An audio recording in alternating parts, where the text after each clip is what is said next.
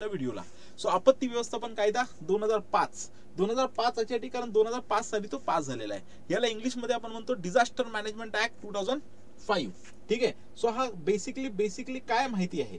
So disaster कधी म्हणतो आपण, बरोबर आहे, जेव्हा नैसर्गिक काही कृत्य, बरोबर आहे, अशा पद्धतीने घडतात ज्यामुळे मानवी हानी आणि आर्थिक हानी मोठ्या प्रमाणामध्ये होते, नैसर्गिक हानी होते, तेव्हा त्याला डिझास्टर म्हणतो. म्हणजे कुठल्याही नैसर्गिक कृत्यामुळे जर त्याला हानी झाली, बरोबर आहे, कुठलाही मोठा लॉस झाला, ज्याच्यामध्ये लाईफ असेल, इकॉनॉमी असेल किंवा निसर्ग असेल, याचा कुठलाही जर लॉस झाला तर त्याला आपण डिझास्टर असं म्हणतो.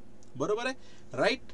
ठीक आहे. आता हे डिझास्टर दोन पद्धतीने, एक नैसर्गिक म्हणजे नैसर्गिक कृत्यामुळे आणि एक मानवी, जे मानवी कृत्यामुळे घडतं ते.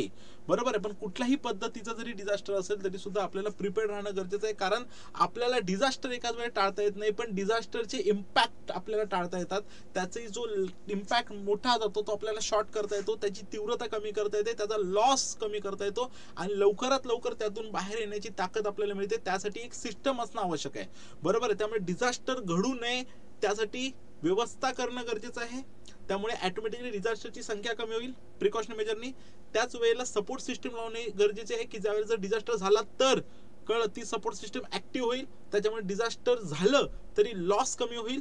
आणि दुसरी गोष्ट, एकदा ते घडल्या की त्याच्यानंतर झालेला लॉस भरून काढण्यासाठी एक व्यवस्था उभी करावी लागेल आणि त्यातून रिकव्हर करणारी एक व्यवस्था उभी करावी लागेल. या सगळ्याला म्हणतो आपण डिझास्टर मॅनेजमेंट. कळलं. सो डिझास्टर घडण्याच्या अगोदरच्या प्रिकॉशन आणि डिझास्टर घडल्यानंतरच्या गोष्टी, या सगळ्याला आपण म्हणतो डिझास्टर मॅनेजमेंट. आणि ही मॅनेजमेंट करण्यासाठी काहीतरी रूल अँड रेग्युलेशन असले पाहिजे. त्यातून हा आला डिझास्टर मॅनेजमेंट ऍक्ट. हा आंतरराष्ट्रीय पातळीवर सुद्धा युनायटेड नेशनने या संदर्भात काही महत्त्वाची उपाययोजना केलेल्या आहेत आणि त्याच धर्तीवरती भारतामध्ये आपण केलेला आहे डिझास्टर मॅनेजमेंट ऍक्ट 2005. आणि ह्याच्या अंतर्गत आपण काही संस्था पण उभ्या केलेल्या आहेत, काही मॅनेजमेंट उभी केलेली आहे, काही एक काय म्हणतात एक प्रोसिजर उभी केलेली आहे. लक्षामध्ये तीच आपण शेवटी साधारणपणे समजून घेणार आहोत. सो बेसिकली झालं काय मित्रांनो, झालं काय बघूया आपण.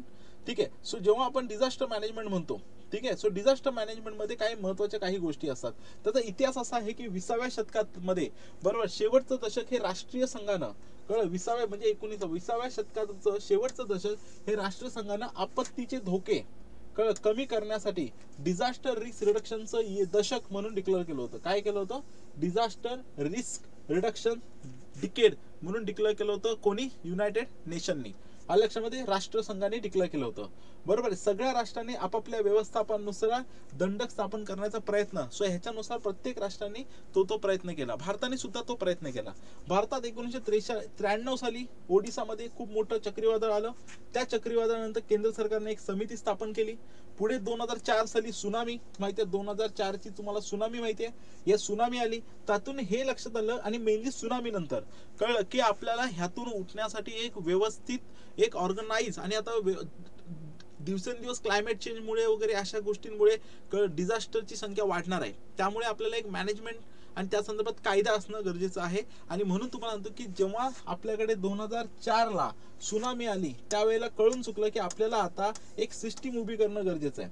ही सिस्टीम उभी करण्यासाठी सगळ्यात महत्वाचं आहे की त्यातून डिझास्टर रिस्क मॅनेजमेंट एक सायकल उभं करणं गरजेचं आहे. मग ह्याच्यामध्ये काय असतं? ह्याच्यामध्ये असतं प्रिव्हेन्शन आणि मिटिगेशन, नंतर आहे प्रिपेअर्डनेस, तयार असणं, बरोबर आहे, नंतर डिझास्टर घडतो. बरोबर. डिझास्टर घडल्यानंतर असतो रिस्पॉन्स. काय असतो? रिस्पॉन्स, है ना. डिझास्टर घडला की पहिला द्यावा लागतो तो म्हणजे फर्स्ट रिस्पॉन्स. काय दिला? जेवढा पहिला रिस्पॉन्स पटकन जाईल, जेवढ्या सिस्टमॅटिक वेनी जाईल, जेवढा ॲक्युरेट जाईल, तेवढा लॉस कमी होणार आहे. मग तो मानवी असेल, नैसर्गिक असेल, नाही तर आर्थिक असेल. बरोबर. त्याच्यानंतर त्या रिहॅबिटेशन आणि रिकव्हरी, बरोबर आहे, जे काही नुकसान झाले त्याला लोक असतील काही असताना रिहॅबिट करावं लागतं. बरोबर आहे, प्राण्यांपासून सगळ्यांना. बरोबर आहे. आणि त्यांना रिकव्हरीला वेळ द्यावा लागतो. मग ती आर्थिक असेल, बरं, मानसिक असेल, शारीरिक असेल. कळलं. आणि त्याच्यानंतर मग प्रिव्हेन्शन आणि मिटिगेशन तुम्ही काय करणार? मग पुढे हे होऊ नये म्हणून काय झालं? मग तुम्ही टेक्नॉलॉजीचा वापर करून सुनामी येऊ नये म्हणून तुम्ही तिथे, किंवा सुनामी आधीच कळावी म्हणून काय करतो आपण, जमिनीखाली, समुद्राखाली आपण काही सेन्सर्स लावले, ते आपल्याला आधीच काही तासां अगोदर आपल्याला देतील. त्यातून आपल्याला काय करता येईल? यस, त्यातून आपल्याला प्रिकॉशन घेता येईल. करेक्ट आहे. आधीच आपल्याला रिहॅबिट करता येईल. करेक्ट. जेवढं नुकसान कमी करता येईल तेवढं कमी करता येईल. आणि नंतर प्रिपेअर्डनेस, पुन्हा आपण काय करू शकतो? अजून मोठी तयारी करू शकतो. जर असं काही झालं तर आपली सगळी टीम रेडी असली पाहिजे. बरोबर आहे. सो सगळी यंत्रणा रेडी असली पाहिजे. सो ह्याला म्हणतो आपण सायकल. लक्षामध्ये हे जे सायकल आहे ते महत्वाचं आहे, लक्षात ठेवा. ठीक आहे. ओके. सो रिस्पॉन्स, रिहॅबिटेशन, कळलं, प्रिव्हेन्शन आहे ना, आणि मिटिगेशन आणि प्रिपेअर्डनेस, अशा पद्धतीने 2R 2P च्या सहाय्याने डिझास्टर मॅनेजमेंट सायकल आपण तयार केलं आणि त्यासाठी एक नवीन ऍक्ट आणला आपण, बरोबर आहे. तो